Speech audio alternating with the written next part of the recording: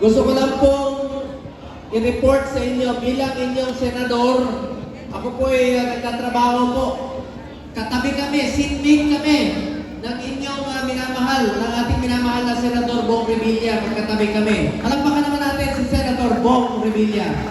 Katabi kami yan. Nagtipwentuhan kami parati.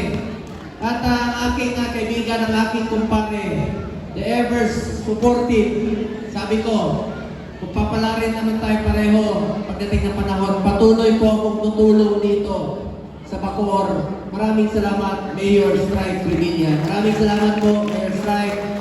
And of course, ang ating mga opisyalis o Vice Mayor Bautista, maraming salamat po. Palapakan rin po natin. Ang ating mga Councilor Nevi Tela, Councilor Noli Galvez, Councilor Edwin Malbar, Councilor Mike, Board Member Edwin Malbar, Councilor Mike Bautista, Councilor Adriel Kawaran. And of course, mamaya babanggitin ko yung mga kasamahan ko sa Senado. Bilang inyong senador, I have authored 16 laws. I have principally sponsored 82 laws, including upgrading of hospitals. 80 po yan. At I co-authored and co-sponsored 185 laws. At wala po akong absent sa Senado. Present po ako parati sa Senado po. At patuloy po ako magtatrabaho. Uunahin ko po ang kalusugan. Uunahin ko po ang sports. Uunahin ko ang youth. Uunahin ko edukasyon. At unahin ko po ang trabaho po, agrikultura, food security. Asahan niyo po, unahin ko parati ang kapakanan ng bawat Pilipino. Interes ng bayan, interes ng Pilipino, at unahin ko yung mga programang makakatulong sa mga mahirap nating kababayan. Asahan niyo po yan. Hindi po ako politiko na mga ngako. Gagawin ko lang po ang aking trabaho sa abot ng aking makakaya. Malaki po utang na loob ko rito sa Bacoor, sa Cavite. At meron kayong malasakit center dito mismo po sa Southern Tagalog Medical Center. At meron rin po sa Provincial Hospital. At meron akong 167 na malasakit center sa buong Pilipinas. Iba po ang malasakit center. Iba rin po ang Super Health Center. Iba rin po ang Regional Specialty Center. Bilang chairman ng Committee on Health, yan po ang aking naging prioridad. Alam niyo ba, napakarami na pong Super Health Center dito sa Cavite. Gen 3, may Super Health Center. Punta ka ng Ibos, may Super Health Center. Napakarami po. Diyan na kayo mga anak, dental laboratory, x-ray. Diyan na po yung konsulta ng PhilHealth. Dahil lahat ng Pilipino, membro po ng PhilHealth. At tututukan ko po itong PhilHealth para sa Pilipino dahil sobra-sobra ang pondo nila habang naghihingalo yung mga pasyente walang pambayad. Tandaan natin, ang PhilHealth po para sa health yan. Hindi negosyo yan. Insurance yan na meron tayong masasandalan tuwing tayo ay nagkakasakit. Pangatlo po, ito pong Regional Specialty Center, yung mga Cancer Center, Heart Center. Itatayo na po sa mga selected UH hospital sa buong Pilipinas. Ako po ang principal sponsor ng batas na yan. Kasama po si Senator Bong Revilla rin po sa Senado po. Pinaglaban rin po namin yan sa Senado. So maraming salamat po muli sa inyong lahat. At nandito po kasama ko, ang magiging mga kasama ko rin po sa Senado. Bukod kay Senator Bong Revilla, ay gusto ko pong banggitin sa inyo, iisa naman po ang aming hangarin, tumulong at magserbisyo sa ating mga kababayan, lalong-lalo na po sa mga mahirap. Ito, kilalang-kilala niyo na po. Mahal na mahal po ito ng masa, ang ating kaibigan, si Senator Willie Revilla. Palapakan po natin. Nakiusap ako sa kanya, kung papalarin siya, unahin yung mga programang makakatulong sa mga mahirap. Diyan mo mapapakita yung pagmamahal mo sa masang Pilipino. Unahin yung mga mahirap nating kababayan. Palapakan po natin, Senator Willie Revilla. Pangalawa po, ang aking ninong. Noon pa, no? 1997, ninong ko po siya. Isa sa aking hinahangang senador, respeto natin. Talagang may integridad ang pagkatao. Ang aking ninong, napakagaling. At pagdating ng panahon, sana mag-aabot pa kami sa Senado. Yan po ang aking pangarap, dream ko na magkasabay kami sa Senado. Kasi hindi kami nag-aabot. Nag-graduate po siya. Ako naman po, papasok sa Senado noong 2019. Ang ating minamahal na Senator Gringo Honasan. Palapakan po natin. Isa sa hinahangaan kong senador sa buong Pilipinas. Totoo po yan. And of course, pangatlo, wala rin kaibigan ko. Huwag ka magtago dyan. Kakanta pa tayo mamaya. Kantahan natin. Ito, hindi na... Magandang po sa mga lahat. Alam niyo, itong taong to, kasama ko po noon. Kaibigan ko noon, bata pa ako, pinapanood ko rin siya sa pelikula.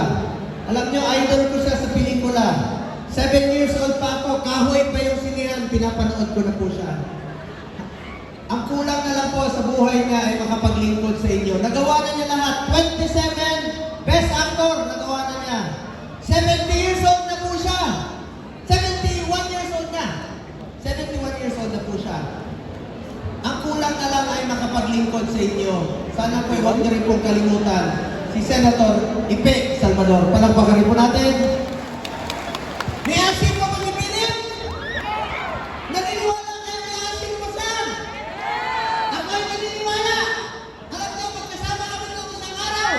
Ang init ng panahon. Nakasuot siya ng jacket. Paghubad niya ng jacket, basang-basa yung damit. Napatunayan ko, may asin pa talaga siya. Lapitan niyo ako dito, yakapin niyo ako, pangulang ang bahay. Pero huwag kayo mag-alala. Binigyan ko na siya ng tawas. Bacoor, I love you! Ano ba? Kakantahan kayo ng Philip Salvador mamaya. May bago na siyang pangalan. Ang pangalan niya. Kung ako, si Mr. Malasakit, di ba ang tawag niyo sa akin? Mr. Malasakit. Ang tawag natin sa kanya si Ipe, Mr. Epektibo! O ngayon, tatanungin ko kayo. Ang bisyo ko magserbisyo. Ano ang bisyo ni Philip? Ulit ko nga yung tanong mo. Ang bisyo ko magserbisyo. Anong bisyo ni Ipe?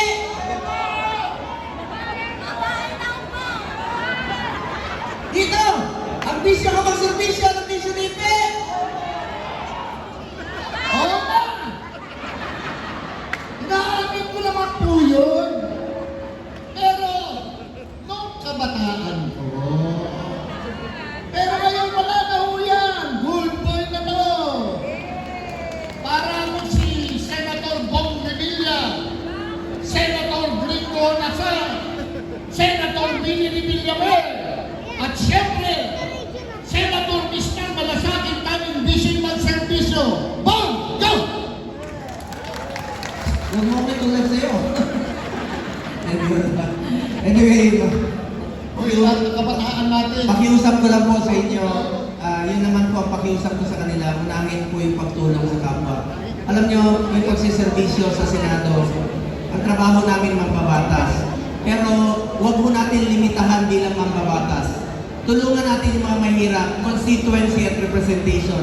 Yun po ang pakiusap ko sa kanila, sa mga kasamahan ko rito pagdating po sa Senado. Unahin po ang interes ng bayan, unahin po ang interes ng bawat Pilipino. So maraming salamat po sa inyo lahat, mga kababayan ko, sa inyong tiwala sa akin. Patuloy po ako magsiservisyo sa inyo. Madali lang ang tandaan ng pangalan ko, hindi nyo naman malilimutan. Tawagin nyo lang akong Kuya Bong.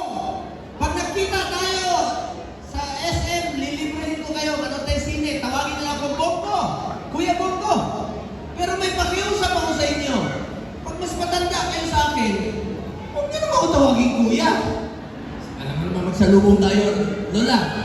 Kuya Bong. Ano ako, super lolo? De, 50 years old na po ako. Madaling tandaan ang pangalan ko. Kahit saan kayo magpunta, maalala niyo po ang pangalan ko. Pumunta kayo dyan sa traffic. Ano yung maalala niyo pag nakakita kayo ng traffic light? Ano yung green? Go. Pag gutom na kayo, bibili kayo ng manok, chop stone? Oh. Anong pangalan ng dating Pangulo? Rodri? Anong paborito naming ulam? Mong? Oh, kita niyo? Paborito naming prutas? Mang? O anong tawag sa mahilig sa alak? Laseng? May go pa rin. Hoy, mga lasenggo! Huwag kayo magmaneho pag nakainom kayo. Delikado yan. Pag may nangyari sa inyo, ako na naman maalala nyo, pag kayo ay na... Pagkita nyo, hindi nyo malilimutan. Ano Ano paborito nating araw? Walang trabaho. Kita nyo? Sandali. Gusto ko palang batiin. May kasamahan pa rin kami sa partido, sa PDP Laban. Huwag niyo naman pong kalimutan mga kasamahan ko. Nandito po si Senator Bato de la Rosa. Sandali ko yun. Ano? Bato ngayon? Kaya baka... Akala ko si Bato eh. May mga Bisaya ka dito? Ay, mga Bisaya. Ako ay isang Bisayang Matanggenyo. Sino taga Mindanao dito? Ayun, may ngapon. Sino mga taga Bisayas? Sino mga Ilonggo? Lente, mga parente ko muna. Lahat ng Ilonggo, pinsan ko. Ilonggo, Bongo. Matanggenyo rin ito. Kapitbahay lang tayo. Taga-Tanawan to, Santo Tomas. Madaling tandaan ang pangalan ko. Anong paborito nating araw sa Bisaya? Duming? Last question. Anong paboritong hotel ni Philip Salvador? Ano? Hindi ka ba sumisenya sa kanila? Bakit alam nila? Nakita niyo ako? Kaya kayo nakita niyo, si Willie yung nakita niyo. Wala. Nagdamayan na silang dalawa. Anyway, mga kababayan ko, maraming salamat po sa inyong lahat. Mayor, maraming salamat sa pagkakataon. Alam nyo, bigla lang po kaming naimbitahan dito dahil galing po kami nag-motorcade ni Senator Willie, Senator Gringo sa Dasmariñas, Senator Pepe. At salamat sa pagkakataong makapagsalita nito. At ako naman po, kaibigan talaga ako ng Bacoor. Kahit na saang partido man tayo mapunta, tandaan niyo po, kami ni Senator, kami ni Mayor Strike Revilla, iba po ang samahan namin. Unahin namin yung pagsiservisyo. Walang politika po sa pagsiservisyo namin. So ako po ay nagpapasalamat sa mga taga-Bacoor. Meron lang po akong sasabihin sa inyo, sana po ay maalala ninyo sa mahabang panahon. Mga kababayan ko, minsan lang po tayo dadaan sa mundong ito. Kung ano pong kabutihan o tulong na pwede natin gawin sa ating kapwa, gawin na po natin ngayon dahil di na po tayo babalik sa mundong ito. Ako po ang inyong Senator Kuya Bongo, patuloy na magsaservisyo sa inyong lahat dahil ako po ay naniniwala na ang serbisyo po sa tao, serbisyo po yan sa Diyos. Pasalamatan po natin ang Panginoon sa buhay na binigay niya po sa atin at mga kababayan ko, tandaan niyo po, mahal na mahal ko kayo lahat. Maraming salamat.